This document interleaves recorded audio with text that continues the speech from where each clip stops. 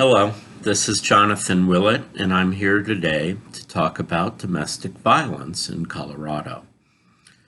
Domestic violence is any offense in which the victim was a current or previous intimate partner of the accused. So it can be any crime, a theft if you take a partner's bicycle. It can be mischief if you break a partner's door or you break a door in an area that you and your partner share ownership, so involving marital property. It can be harassment, the repeated calling of a former partner or an existing partner, or it can be an out-and-out assault.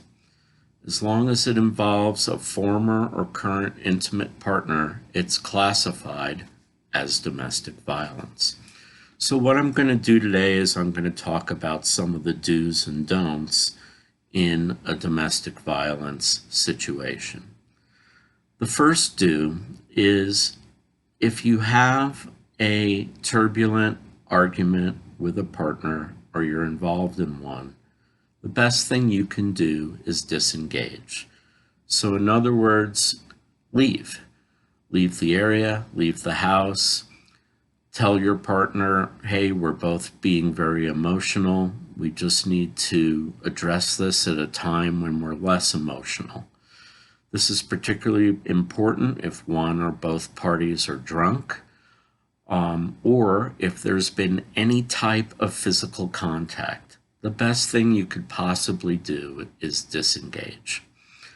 The second do I have is if you and your partner have been arguing, and this has been a repeated problem, seek out a counselor, a member of the clergy, a close confidant who can help the both of you learn some tools about how to have disagreements in a civil manner. So you'll learn some tools that both of you can use because all partners are going to have disagreements. These tools will help you have a disagreement in a peaceful way and not in a way that will cause alarm to others or one of the two parties involved so that the police might get called. These are some of the do's. Some of the don'ts are, if nobody is in danger, do not call 911. What happens when you call 911 is that a policeman responds to the scene, whether it's a completed 911 call or not. And when they get there, the command in Colorado is that they have to arrest one of the people. Why that is because in the past, the policeman's failure to act in one particular situation essentially permitted one of the partners to kill the other partner. So now the law is that they have to arrest someone when they get a legitimate 911 domestic violence call. So when the police arrive, if it gets to that point, if the police arrive, they're going to ask you, if you are close to being a suspect, hey, I just want to know your side of the story. In this circumstance, be confident that the policeman is not your friend. He really doesn't want to hear just your side of the story. He wants to get information to present a case to the district attorney that they can then subsequently convict you upon. So it's very important here that even if you think the responding officer is going to do the right thing, that you retain your right to remain silent. That's your Fifth Amendment privilege against self-incrimination. And just say, hey, I do not want to talk to you. And I'd like to retain my right against self-incrimination. Now, this may make you feel as if, okay, I'm guilty, or I'm saying I'm guilty, but the truth is you're limiting the amount of evidence that the officer would receive. The only reason why you would want to call 911 in a domestic violence situation is if you are clearly a victim and you have been hurt and you're in fear. Under those circumstances, it's necessary for your own personal safety.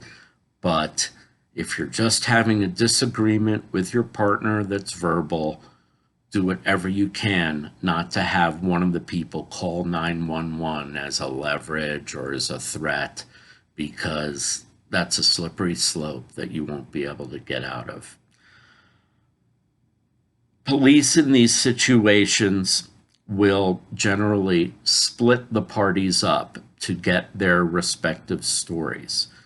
So don't also expect, if the officer comes, that you'll be able to get together with your partner and say, hey, everything is good now, please go away, because what they're going to do when they first get there is split everyone up and have one officer talk to one partner and another officer talk to another. So there isn't really a good way to ameliorate or subdue the situation once the police get there. They're going to be very edgy. They're going to want to get statements from both people, and they're going to want to arrest one person. So the best thing you can do if you are being investigated or you're in this kind of such situation is to contact a good lawyer so he can help advise you about what to do. And lastly, bear in mind that you have a number of constitutional rights when the police arrive. Technically, you do not have to let them in the house. This is very difficult because the police insist on coming in the house. But technically, they need very special, what's called exigent circumstances to get into your home. Under the Fourth Amendment of the United States Constitution, you have a right to the security and privacy of your home. A similar issue arises when the police want to look at your cell phone. You also have a constitutional right to the privacy of the contents of your cell phone. So if the police say, hey, let me see your cell phone, put in your code, do face recognition, these are all methods they're using to get around the requirement for a warrant. And be sure that you know the police cannot use you to get into your cell phone without a warrant. If you agree that they can do that, then you've waived the warrant requirement, just as if you agree to let them into your house, you've waived the warrant requirement for them to come into your house. And everything's fair game at that point.